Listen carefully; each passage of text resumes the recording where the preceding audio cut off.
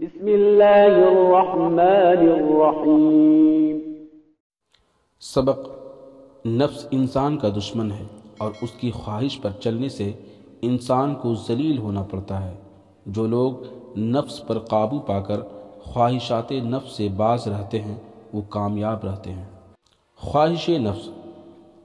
حضرت ابو تراب نقشی رحمۃ اللہ علیہ فرماتے ہیں کہ میں ایک روز سفر میں تھا تو میرے نفس نے یہ خواہش کی کہ آج اگر کہیں سے روٹی کے ساتھ تلا ہوا انڈا ملے تو لطف آ جائے۔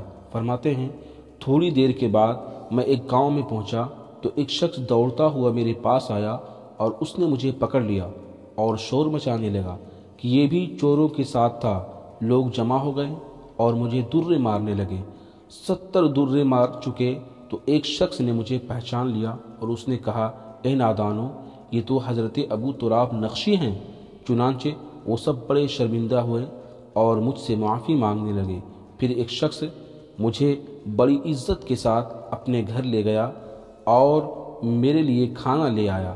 میں نے دیکھا کہ کھانے میں روٹی اور تلا ہوا انڈا بھی ہے۔ میں نے اپنے نفس کو مخاطب کر کے کہا، لے 70 درے کھانے کے بعد اب روٹی اور تلا ہوا انڈا کھا لے۔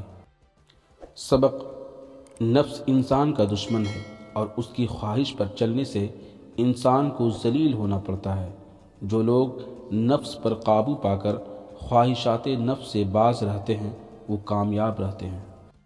4 باتیں۔ حضرت حاتم اصم رحمۃ اللہ علیہ سے کسی نے پوچھا، حضور آپ نے ساری عمر کس طرح بسر کی؟ آپ نے فرمایا، 4 باتوں میں۔ ایک تو یہ کہ میں نے یقین کے ساتھ جان لیا کہ اللہ تعالیٰ کی نظر میں میں ایک لمحہ بھی غائب نہیں رہ سکتا۔ پس اس یقین کے بعد مجھے شرم و حیا آنے لگی کہ اس کے سامنے میں اس کی کوئی نافرمانی کیسے کروں۔ دوسرے یہ کہ میں نے یقین کے ساتھ جان لیا کہ میری قسمت میں جو رزق ہے اس کا ذمہ خدا نے لے لیا ہے اور وہ بہرحال مجھے پہنچ کر رہے گا۔ پس میں نے اپنے رزق کی طرف سے بے فکر ہو گیا۔ تیسرے یہ کہ میں نے یقین کے ساتھ جان لیا کہ جو فرائض میرے ذمے لگائے گئے ہیں وہ میرے دوسرا کوئی اور ادا نہیں کر سکتا۔ پس میں ان فرائض کی ادائیگی کی طرف ہمتاً مشغول ہو گیا۔ چوتھے یہ کہ میں نے یقین کے ساتھ جان لیا کہ ایک روز مجھے ضرور مرنا ہے اور دوسری دنیا میں بہرحال جانا ہے۔ پس میں دوسری دنیا کو اپنے لیے اچھا بنانے کی کوشش میں لگ گیا۔ سبق: ہر شخص کو یہ 4 باتیں پیش نظر رکھنا چاہیے۔